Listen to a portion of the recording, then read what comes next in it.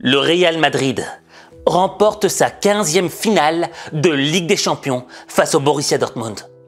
Mais cette victoire cache un terrible détail que personne n'a vu. Et si tu veux le découvrir, regarde ça. Pour comprendre le détail qui a fait toute la différence, on refait le match. Le Real Madrid aborde cette finale de Ligue des Champions comme étant l'ultra favori. On les attend tous au tournant. Pourquoi? Parce que tout d'abord, sur papier, on sait que les joueurs du Real sont bien supérieurs aux joueurs du Borussia Dortmund. Et en plus, les Madrilènes nous ont fait rêver avec toute leur remontada et leur dernier match face au Bayern de Munich. On ne les attendait pas revenir. Du coup, on sait qu'il leur reste qu'un seul pas pour entrer encore un peu plus en profondeur dans l'histoire des légendes du football. Mais en face, t'as leur adversaire, les joueurs du Borussia Dortmund. Ils sont parfaitement conscients qu'ils sont les outsiders, qu'on les attend pas au tournant, et que c'est déjà un exploit d'être arrivé en finale. Raison pour laquelle le Borussia Dortmund aborde cette finale avec zéro pression sur les épaules. Ils savent que toute la pression est du côté du Real Madrid. Et quand tu sais ça, tu sais que, dans le fond, t'as rien à perdre, mais tout à gagner. Et c'est pourquoi, dès les premières minutes du match, le Borussia Dortmund est sans pitié avec le Real Madrid. Hummels sans profondeur, pas de hors-jeu pour Adeyemi qui est parti de derrière et qui élimine Courtois. Va-t-il pouvoir redresser ce ballon? Finalement contré par Carvajal, quelle erreur de la défense madrilène qui a complètement abandonné. T'as l'impression que les joueurs allemands ont mangé du lion. Et à la 23e minute de jeu, ils sont à ça de marquer le premier but. Par les Allemands, quelle intensité! Madsen pour Füllkrug! Le ballon qui heurte le poteau! Et encore Füllkrug! Ce Real est béni des dieux! Toujours 0-0, 23e minute! Malgré l'agressivité offensive des joueurs du Borussia Dortmund, le Real Madrid tente, le Real Madrid attaque. Mais on sent que la défense du Borussia est extrêmement solide. Malheureusement, le constat est clair. Les joueurs du Real Madrid sont dominés, que ce soit en attaque ou en défense. Mais malgré cette domination, il y a un sentiment étrange qui se dégage de ce match. T'as l'impression que les joueurs du Real Madrid, malgré qu'ils soient dominés, ne sont pas abattus moralement, mentalement. Il y a même une sorte de force froide qui se dégage d'eux. T'as le sentiment qu'ils sont habités par une confiance permanente.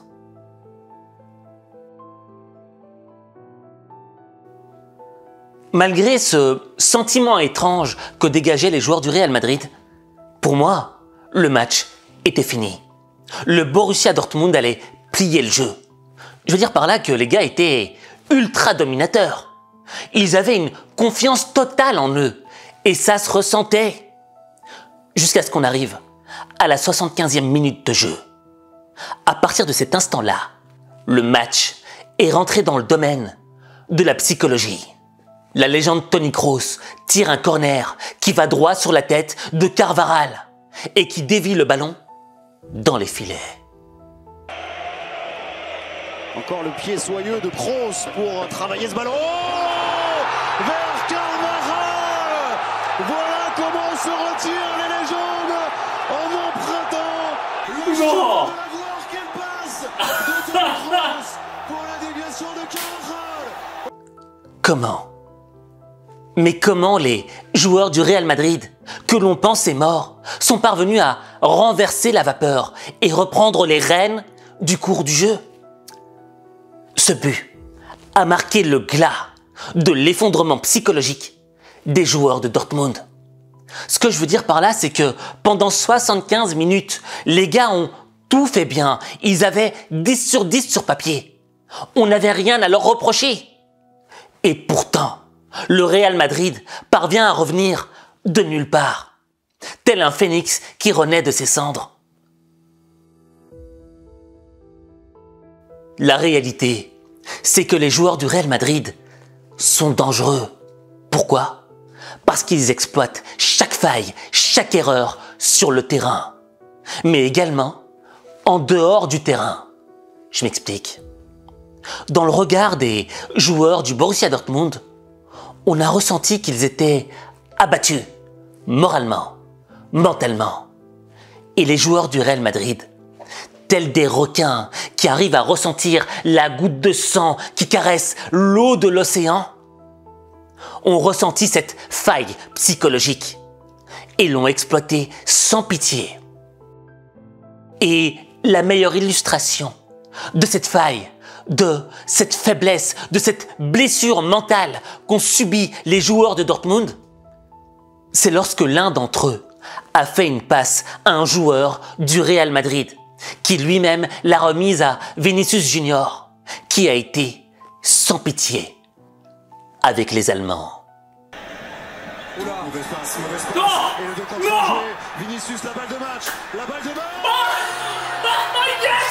Pour Vinicius. Yes! Qui a exploité l'énorme Ah! erreur de la défense Oh de non! Dortmund et qui offre quasiment sur un plateau la 15e Ligue des Champions au Real Madrid 1-0.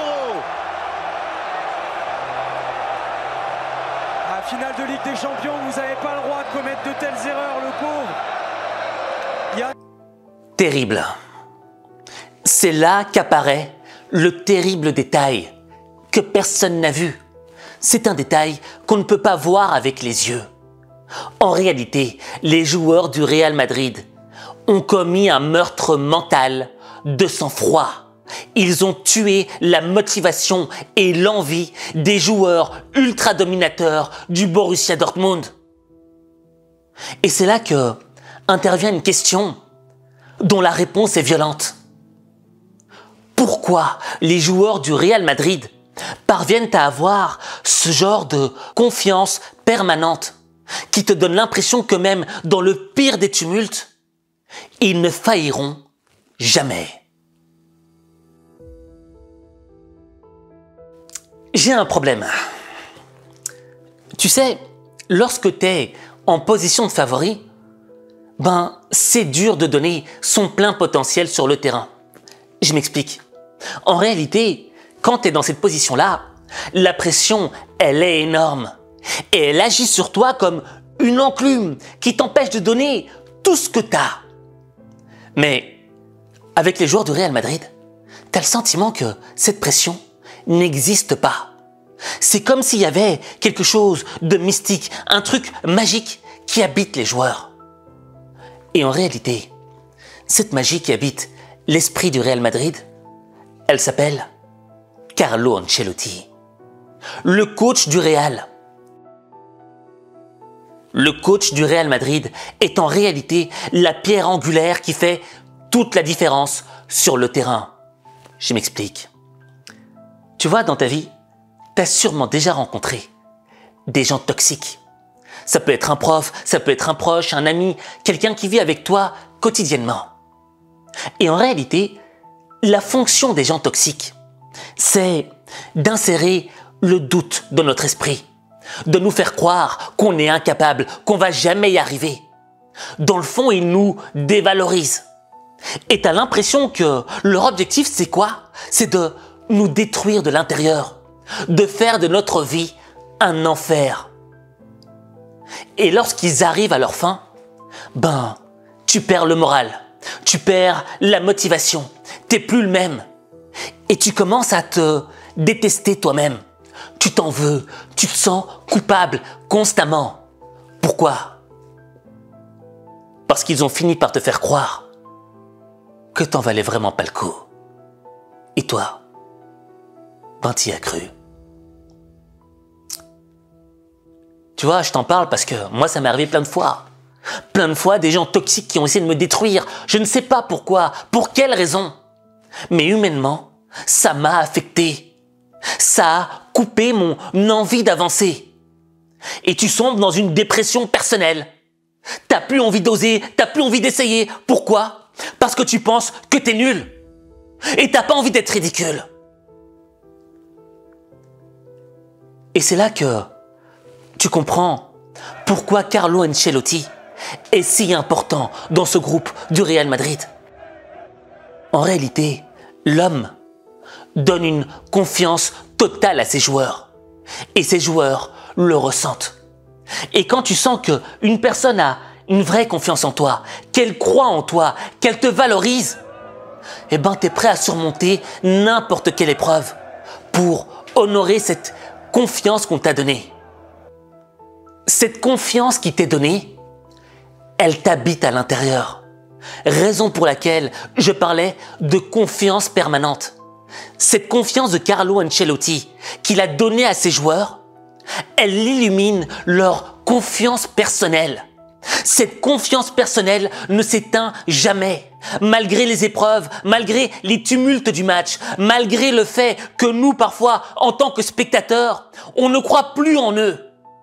Mais eux continuent à croire en eux, grâce à Carlo Ancelotti. Et cette confiance qu'on te donne, elle est tellement précieuse pour toi parce que tu sais qu'elle est sincère, parce que tu sais qu'elle contient de l'amour vrai, que tu commences à décider de prendre tes responsabilités. Et tu te dis que quoi qu'il arrive, tu rentres sur le terrain comme un soldat. La seule chose qui t'habite, c'est quoi? C'est de donner le meilleur de toi-même, de te surpasser pour cet amour qui t'est donné. Et l'un des meilleurs exemples de cet amour donné, c'est Vinicius Junior. Combien de fois Vinicius n'a pas été critiqué? Combien de fois Vinicius n'a pas été moqué? Mais là, sur le terrain, le Vinicius Junior que j'ai vu, c'est un Vinicius leader. C'est un Vinicius Ballon d'Or. Un homme avec une attitude de guerrier qui avait faim, qui voulait détruire son adversaire. Et pourquoi il était habité par cette attitude? Par l'amour profond et sincère que lui a donné son coach, Carlo Ancelotti. Et quand tu as quelqu'un qui croit en toi, ben t'es prêt à tout affronter. Même des épreuves qui te dépassent. Mais à contrario, quand tu vis avec des gens toxiques, ben t'as le sentiment qu'ils freinent ta progression personnelle. Que ce soit dans le domaine du développement professionnel ou personnel. Raison pour laquelle la vérité est violente. La violence de la vérité, c'est que si dans ta vie, tu es entouré de gens toxiques, tu ne progresseras jamais. Ta vie sera sombre. Tu auras l'impression de vivre dans un trou noir duquel tu ne pourras jamais sortir parce que ces gens toxiques feront constamment en sorte de t'y remettre constamment. Parce qu'ils ne veulent pas te voir développer. Parce qu'ils n'ont pas d'amour pour toi. Parce qu'ils développent une certaine forme de jalousie. Et parce que leur vie est médiocre. Parce que lorsqu'ils se regardent dans le miroir, ils se détestent. Ils ne supporteront jamais de te voir briller. Par contre, si tu es entouré dans ta vie de Carlo Ancelotti, tu vas progresser. Tu vas commencer à croire de plus en plus en toi. Ta confiance en toi va se solidifier. Elle va être dure. Et malgré les épreuves et le tumulte, tu te relèveras constamment, tel le phénix du Real Madrid. Et quand tu comprendras ça, tu transformeras ta vie. Mais ta vie, il n'y a que toi qui peux la transformer. Il n'y a que toi.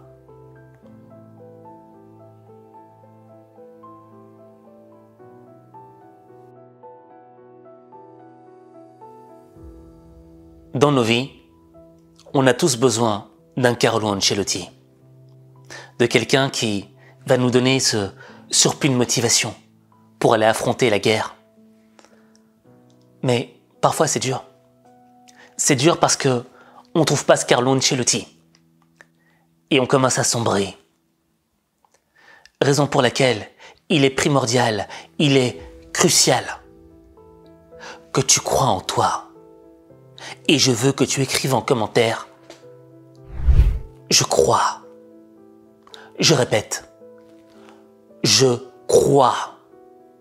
En écrivant « je crois », tu crois en ton potentiel. En écrivant « je crois », tu crois sur le fait que tu es capable de faire des grandes choses dans ce monde. Et moi, je crois en toi. Je crois que tu as la capacité de te dépasser, de faire des choses que tu penses impossibles dans ton esprit. Tu es capable de le faire. Mais le premier pas, c'est de croire en toi. Alors écris en commentaire, je crois.